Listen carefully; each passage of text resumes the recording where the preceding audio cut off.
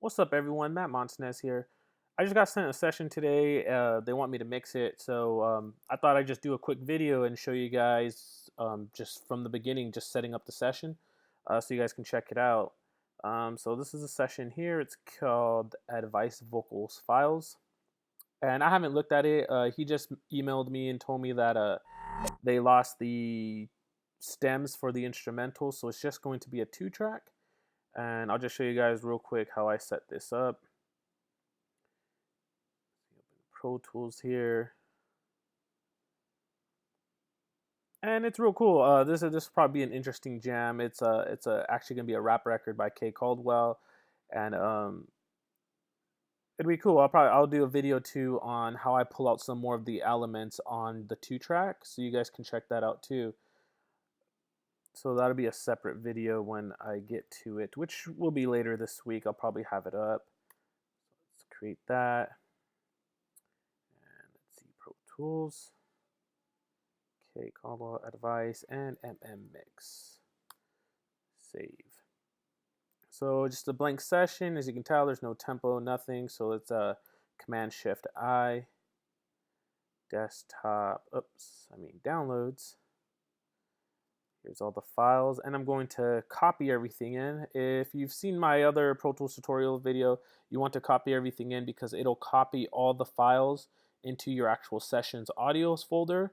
If you just click add, it won't copy everything over. So let's say you just try to transfer the session and you just grab the session folder, throw it over to an external hard drive, you try to open, you're like, oh no, it's missing all the audio files. Well, that's the reason, is because you didn't copy the files over, you just added it in.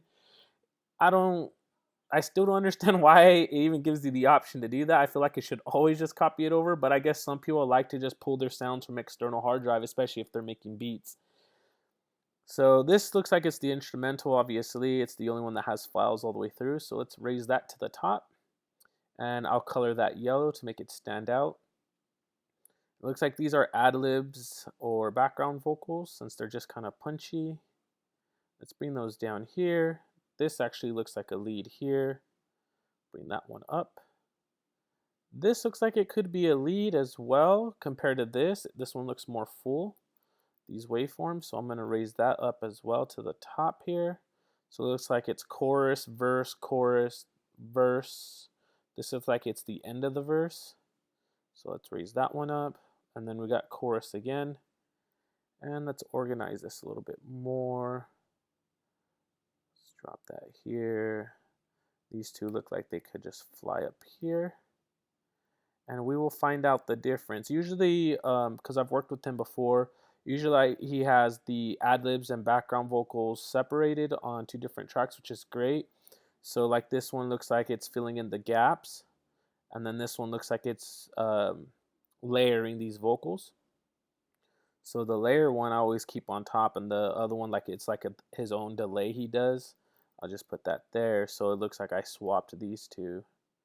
So this one, if you zoom in, you can see it layers these vocals, and then this one looks like it's filling in these gaps with extra words. So let's fix that.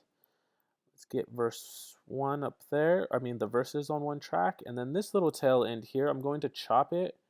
Let's actually hear what this says. And we can chop that, and let's just bring it down here so our verses can be on 1 track. We can delete these now. Let's delete this extra track because we don't need it as well. Let's zoom in again. So it looks like this layers this. This looks like it's ad-libs for the chorus. Let's read this. Get you some money. Get the money. Yep. Same thing here. Let's see if I was right. Too far. I come from nothing. I come from nothing. So there we go. And let's see if we can squeeze this in here somehow. It looks like we can squeeze it on this track. Cash. Because he just has this long dragging out from the S. And really, when you don't really want to do that, because if you have that there, these two will come in. Cash. And one always finishes after the other. So I would just chop that off, and then we'll squeeze this up. Because it's just a pointless little S sound that doesn't need to be there. Cash. And now.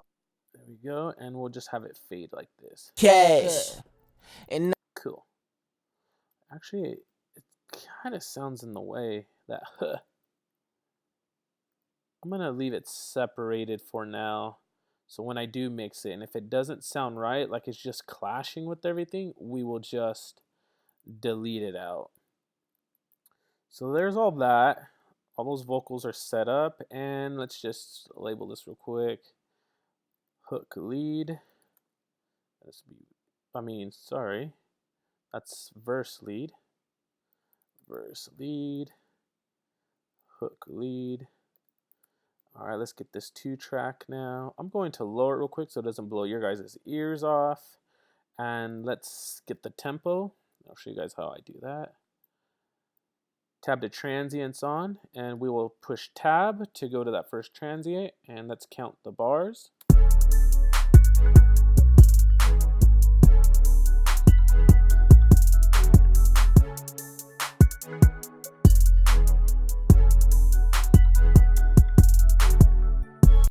And this is 4. And hold shift, tab the transients there. And right here, I'm going to hit Command I, and that's going to be bar 1 where we started at, right here, and end at bar 5.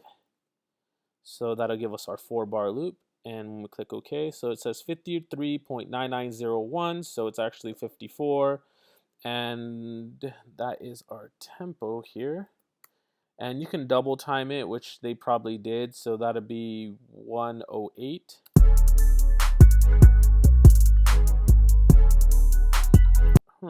Wait, let's see what happened here. Let's try that again. Maybe I counted wrong. That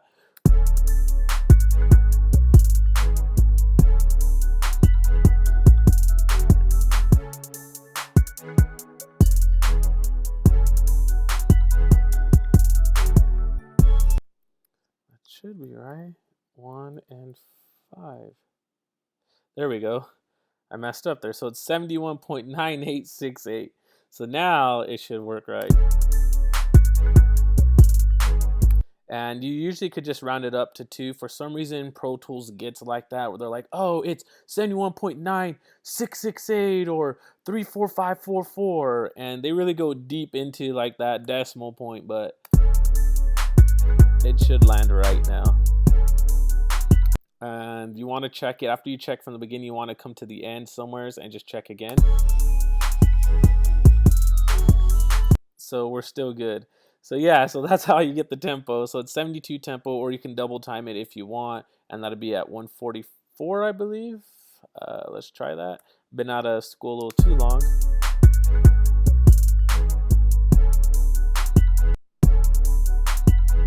Yeah, but I'm gonna keep it at 72, so when I do my quarter notes, it falls right in the delays and everything. And that's pretty much how I set up my sessions, guys. I get the tempo, set this up like this, and now it's pretty much ready to go for editing and mixing. All right, guys. Hope this helps somebody, even just to find the tempo or something, or just to set up a session real quick. Like I said, I'll get that video on how to bring out some of these elements more. That'll be done later this week. Most likely after I finish mixing, or I'd probably even just do it while I mix this video, while I mix this song. I'll have it up, because as you can hear, like everything seems real centered, so we can make it a little wider. We can bring that clap out more. We can really make it sound super groovy. All right, guys, keep creating music. Don't forget, subscribe, hit that like button, and go ahead and leave a comment below.